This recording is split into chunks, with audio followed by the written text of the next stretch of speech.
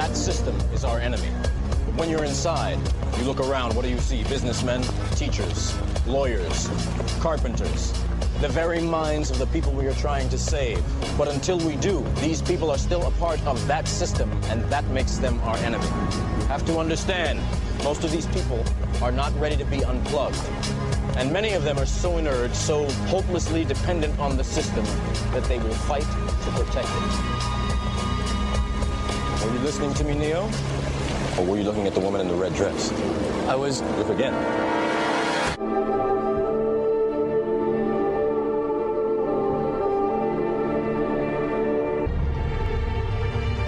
Hollywood itself is a word. The word is interesting because it's a word that comes from a pagan. Hollywood is the holy wood, and it was the wood that the magical wands were made out of in the pagan sorcery, magic. And these wands were believed that the sorcerers that possessed them could put people into trances and control them. This is part of, I mean, this is symbolic, but it's also important to understand that part of what Hollywood literally does is it puts people into trances. It's a dream state. They call it the dream machine in the United States.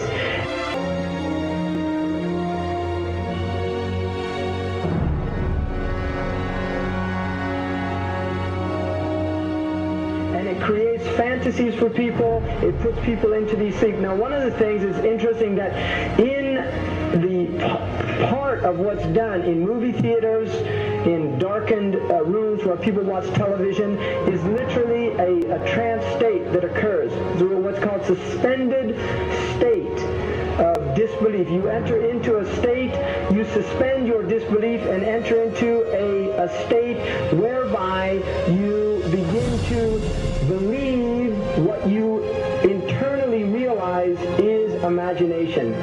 It's falsehood.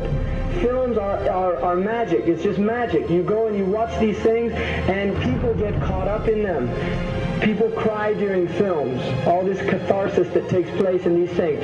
Many of the films, and this is an important element in the control mechanism, is literally allow people to go and have certain type of catharsis as a purging experience, which Aristotle talks about the necessary element. One of the necessary elements of tragedy is to create this cathartic experience. And this is why a lot of the films, especially also news and things like this is why news is very important in this culture.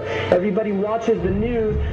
They have this tragic, cathartic experience of watching the tragedies of others and then feeling safe and complacent in their own experience of this suspended state of illusory well-being. So these are very intricate and sophisticated methods. Now, I think it's dangerous, although there are elements that there's concerted efforts that take place, there's also a lot of people that have similar worldviews that aren't necessarily working together in concerted efforts.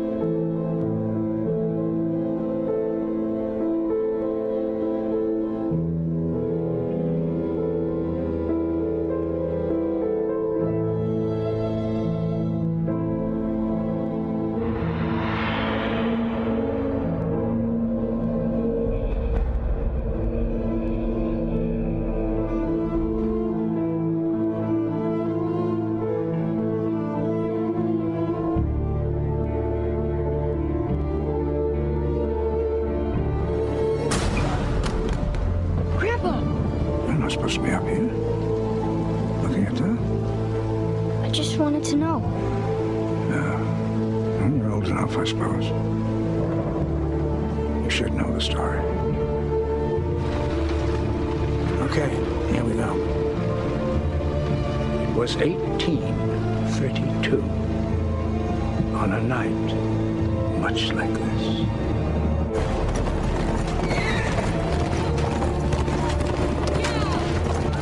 Charles Carroll was the last surviving signer of the Declaration of Independence.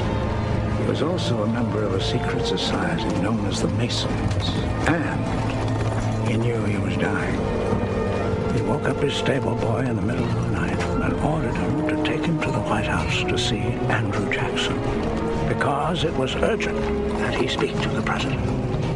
Did he talk to him?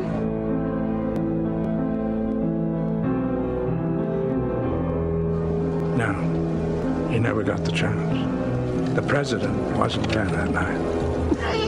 But Charles Carroll had a secret. So he took into his confidence the one person he could, my grandfather's grandfather, Thomas Gates. What was the secret? A treasure. A treasure beyond all imagining.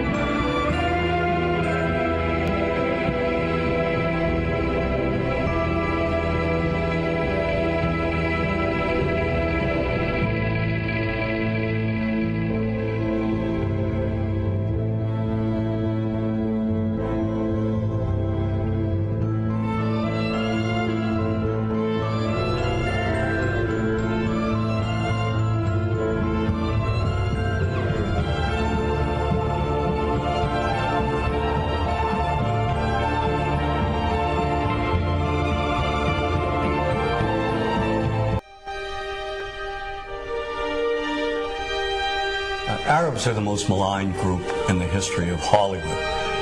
They're portrayed basically as subhumans. Untermenschen, a term used by Nazis to vilify gypsies and Jews. These images have been with us for more than a century.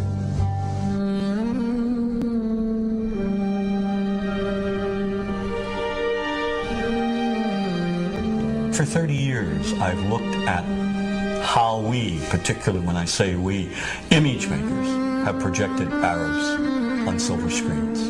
In my latest book, Real Bad Arabs, How Hollywood Vilifies a People, I looked at more than 1,000 films. Films ranging from the earliest, most obscure days of Hollywood to today's biggest blockbuster. And what I tried to do is to make visible what too many of us seem not to see. A dangerously consistent pattern of hateful Arab stereotypes. Stereotypes that rob an entire people of their humanity. All aspects of our culture project the Arab as villain. That is a given. There is no deviation.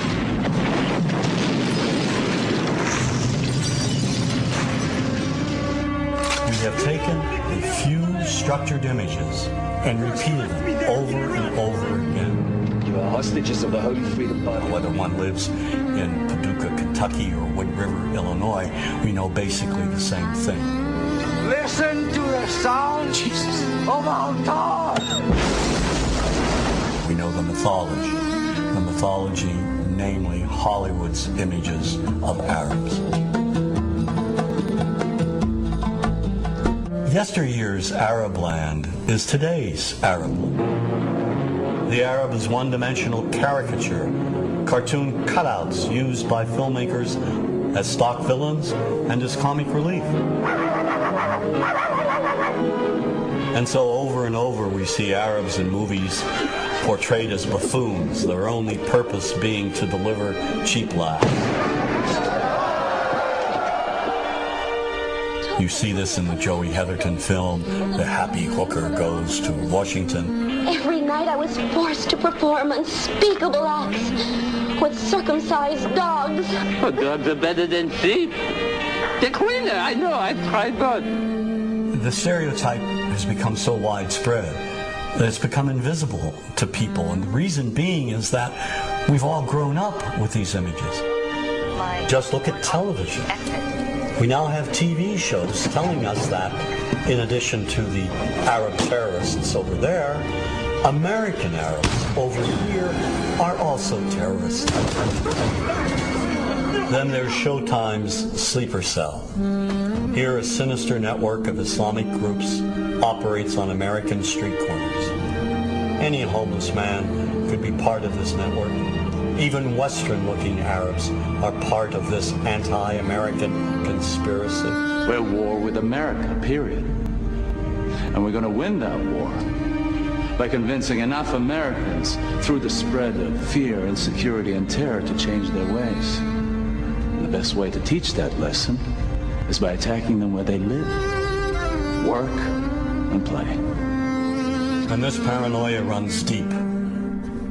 So when innocent Arabs are killed, when they're bombed, maimed, wounded, when they're tortured in places like Abu Ghraib, is it really any surprise that we don't feel any compassion?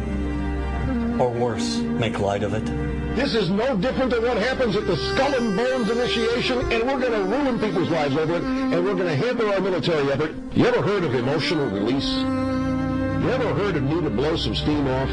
Well, yeah, sort of like hazing, a fraternity prank, sort of like that kind of fun. But the point is, everybody's been saying that this came from the top. We don't care about them. We've been preconditioned to think that those innocent civilians, clones of Al-Qaeda and Saddam Hussein, are one and the same and do not merit our sympathy, our understanding. And that's very dangerous.